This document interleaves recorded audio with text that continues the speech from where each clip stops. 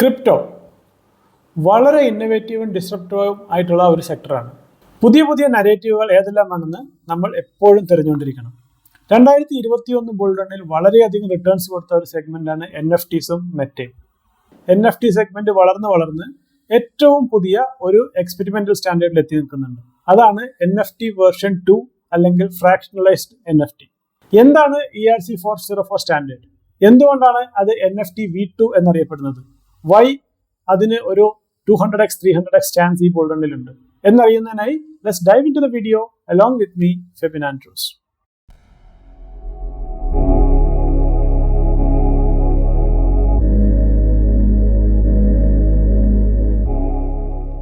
ഈ വീഡിയോയിൽ പറയുന്ന കാര്യങ്ങൾ തികച്ചും എഡ്യൂക്കേഷനും എൻ്റർടൈൻമെൻറ്റിനും വേണ്ടി മാത്രമുള്ളതാണ്.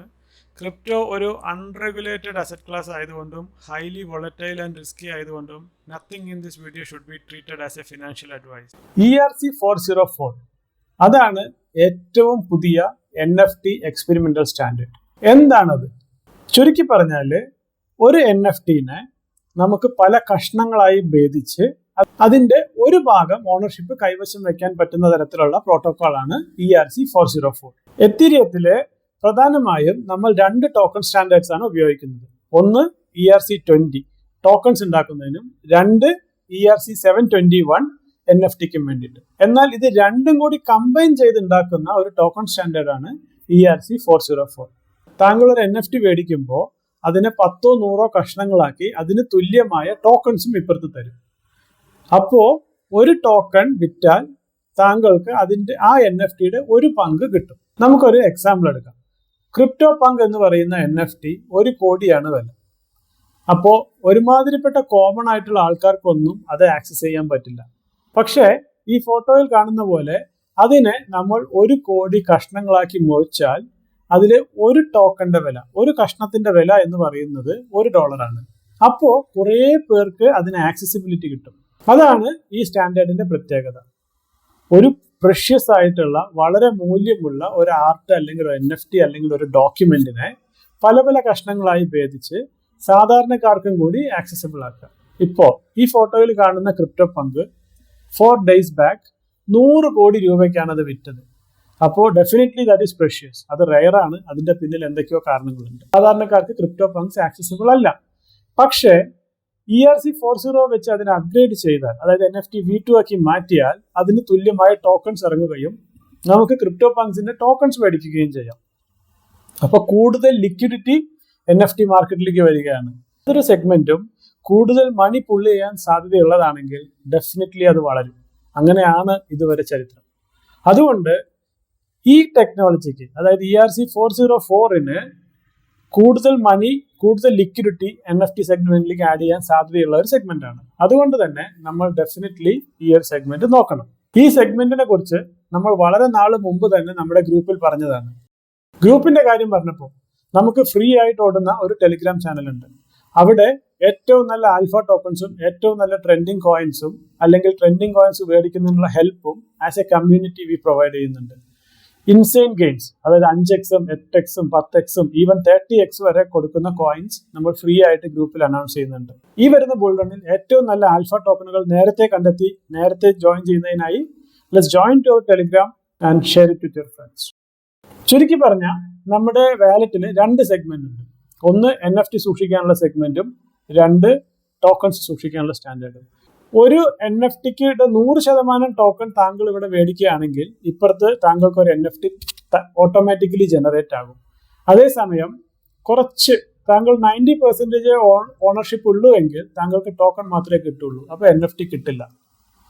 അതാണ് ഇതിന്റെ ഒരു പ്രത്യേകത. അതായത് ഡൈനാമിക് ആയിട്ട് NFT ജനറേറ്റ് ആകുകയും NFT ബേൺ ആവുകയും ചെയ്യും.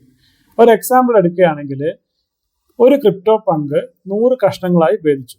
താങ്കൾ അതിന്റെ 90 കഷ്ണം മേടിച്ചു എങ്കിൽ താങ്കൾക്ക് ആ ക്രിപ്റ്റോ പങ്കിന്റെ NFT കിട്ടില്ല. ആദ്യത്തെ ട്രാൻസാക്ഷനിൽ താങ്കൾ ആ NFTയുടെ 50 പീസ് മേടിച്ചു എന്നിരിക്കട്ടെ, 50 ടോക്കൺ മേടിച്ചു എന്നിരിക്കട്ടെ.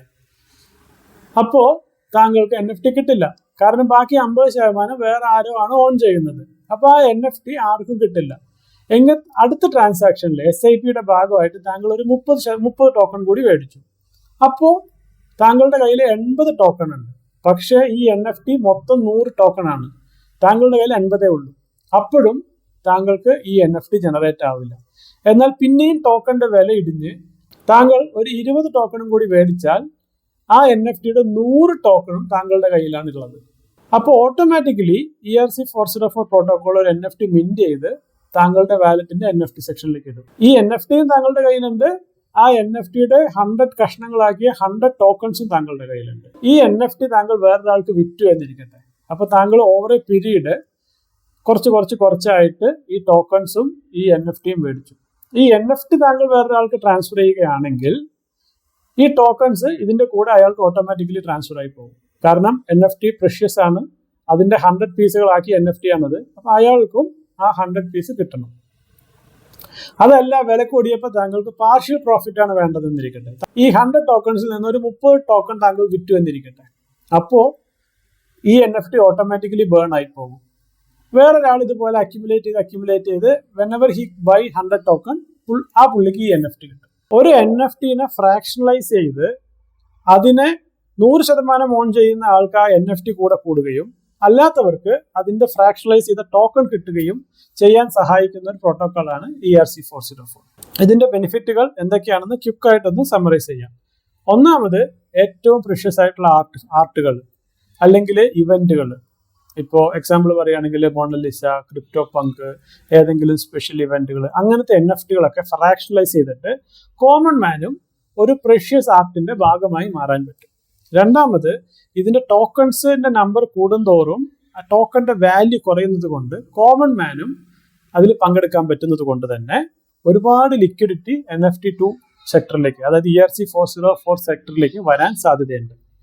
മൂന്നാമത്, 100% ഓണർഷിപ്പ് ഉള്ള ഒരാൾക്ക് ഡൈനാമിക് ആയിട്ട് NFT ഉണ്ടാവുകയും പുള്ളി കുറച്ച് ടോക്കൺസ് വിറ്റ് കഴിഞ്ഞാൽ ഡൈനാമിക് ആയിട്ട് തന്നെ എക്സ്ട്രാ ഫീസ് ഒന്നും ഇല്ലാതെ തന്നെ ആ NFT ബേൺ ചെയ്ത് കളയുകയും ചെയ്യും. നമുക്ക് പാർഷ്യലായിട്ട് നമ്മുടെ അടുത്ത് വരുമാനം വരുന്നതിനനുസരിച്ച് നമുക്കൊരു ആർട്ടിന്റെ കളക്ഷൻസ് കൂട്ടി വെൻ വി റീച്ച് 100% ആ ആർട്ട് നമുക്ക് ഫുൾ ആയിട്ട് സ്വന്തമാക്കാം.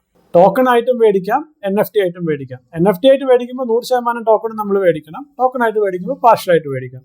എന്തൊക്കെയാണ് ഇതിന്റെ ഡിസഡ്വാൻറ്റേജസ്? നേരത്തെ പറഞ്ഞ പോലെ ഇറ്റ്സ് വെരി വെരി ഏർലി, ഒരു എക്സ്പെരിമെന്റൽ സ്റ്റേജിലാണിത്, വെരി വെരി ഏർലി ആണ്. രണ്ടാമത്, നമ്മൾ പാർഷ്യലായിട്ട് ടോക്കൺ മേടിക്കുമ്പോൾ നമുക്ക് കിട്ടുന്ന NFT ചിലപ്പോൾ ഭയങ്കര റെയർ ആയിരിക്കും. പക്ഷെ നമ്മൾ പാർഷ്യലായിട്ട് കൊടുത്തിട്ട് വീണ്ടും മേടിക്കുമ്പോൾ നമുക്ക് ജനറേറ്റ് ചെയ്യുന്ന NFT ചിലപ്പോൾ വേറെ ഏതെങ്കിലും ആയിരിക്കും, ആ കളക്ഷനിലെ വേറെ ഏതെങ്കിലും ആയിരിക്കും. അപ്പൊ അതിന്റെ റെയറിറ്റിയും കാര്യങ്ങളും മാറാൻ സാധ്യതയുണ്ട്. അതാണ് ഇതിന്റെ ഡിസഡ്വാൻറ്റേജ്.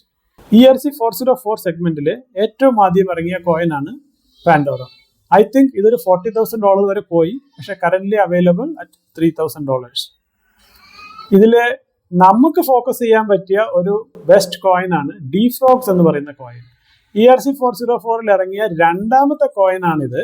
ഇതിന്റെ പ്രത്യേകത, ഇത് PFP ആയിട്ട് ഉപയോഗിക്കാൻ പറ്റും, അതായത് പ്രൊഫൈൽ പിക്ക് ആയിട്ട് ഉപയോഗിക്കാൻ പറ്റും. ക്രിപ്റ്റോ പങ്സിലൊക്കെ നമുക്കറിയാം അതൊരു പ്രസ്റ്റീജിയസ് ഐഡന്റിഫിക്കേഷൻ മാർക്കാണ്.